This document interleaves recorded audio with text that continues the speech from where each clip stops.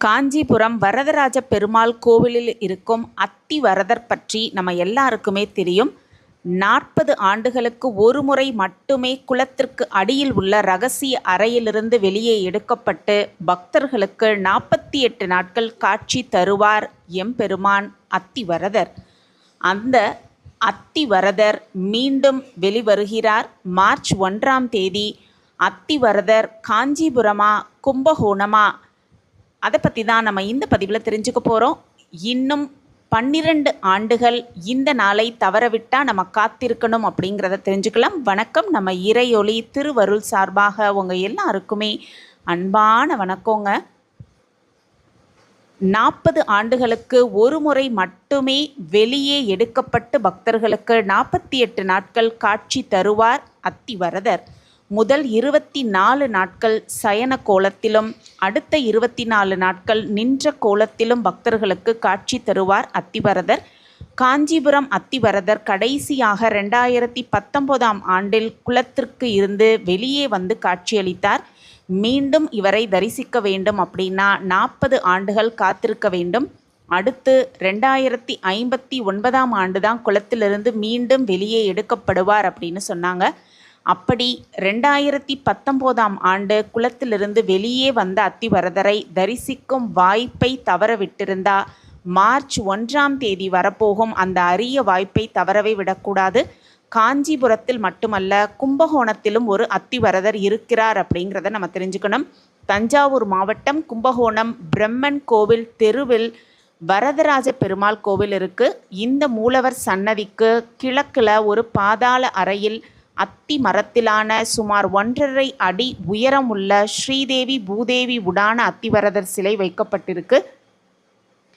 இந்த அத்திவரதர் சிலை 12 ஆண்டுகளுக்கு ஒரு முறை வெளியில் எடுக்கப்பட்டு பக்தர்கள் தரிசனத்திற்காக வைக்கப்பட்டு மீண்டும் பாதாள அறைக்கு கொண்டு செல்லப்படும் அப்படிங்கிறதும் இந்த கோவிலுக்கான சிறப்பு. அதன்படி பார்த்தோன்னா 12 ஆண்டுகளுக்கு பிறகு பாதாள அறையிலிருந்து எடுக்கப்பட்டு மார்ச் 1ஆம் தேதி முதல் 10 நாட்கள் பக்தர்கள் தரிசனம் செய்வதற்கான ஏற்பாடுகள் செய்யப்பட்டிருக்கு. 1915ஆம் ஆண்டுக்கு பிறகு பல்வேறு காரணங்களால் இந்த சிலை வெளியே எடுத்து வைக்கப்படவே இல்லை அப்படின்னும், சுமார் 98 ஆண்டுகளுக்கு பிறகு கடந்த 2013ஆம் ஆண்டு இந்த சிலை வெளியே எடுக்கப்பட்டு பக்தர்களின் தரிசனத்துக்காக வைக்கப்பட்டது அப்படின்னும், மீண்டும் பாதாள அறையில் பாதுகாப்பாக வைக்கப்பட்டது அப்படின்னும் சொல்கிறாங்க.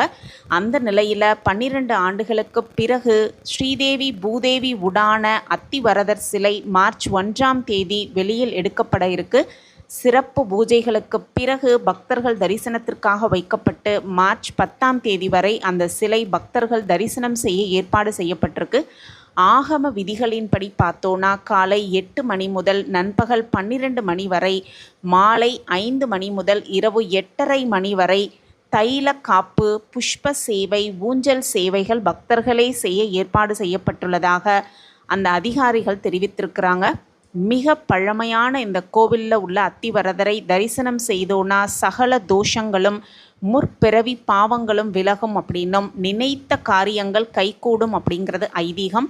தாயாரோடு இணைந்த கோலத்தில் இருக்கும் இந்த அத்திவரதரை தரிசனம் செய்வது மிக மிக புண்ணியம் அப்படின்னும் சொல்லப்பட்டிருக்கு. 2019ஆம் ஆண்டு காஞ்சிபுரம் அத்திவரதரை தரிசிக்க தவறி இருந்தோன்னா இப்பொழுது வாய்ப்பு இருந்ததுன்னா கும்பகோணம் போய் அத்திவரதரை தாராளமாக தரிசித்து செய்து வருவது ரொம்ப ரொம்ப சிறப்பான ஒரு விஷயமாக சொல்லப்பட்டிருக்கு. 10 நாட்கள் நடைபெற உள்ள இந்த திருவிழாவின் போது அத்திவரதருக்கு தைல காப்பு, புஷ்ப சேவை, ஊஞ்சல் சேவை அப்படின்னு பல சிறப்பு வழிபாடுகள் நடைபெற போவதாக சொல்லப்பட்டிருக்கு.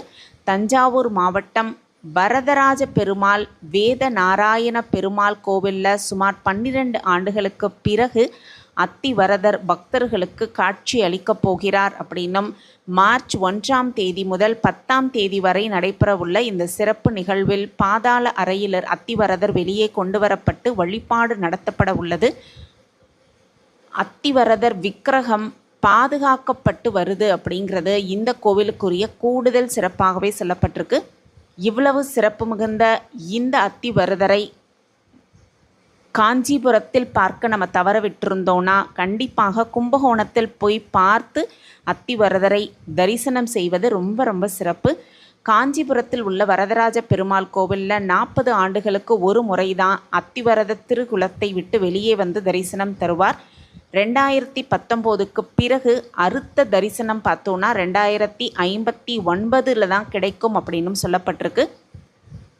அத்திவரதர் வைபவத்தைப் போலவே கும்பகோணத்தில் சில கால இடைவெளியில் இந்த அபூர்வ நிகழ்வு நடைபெறுது.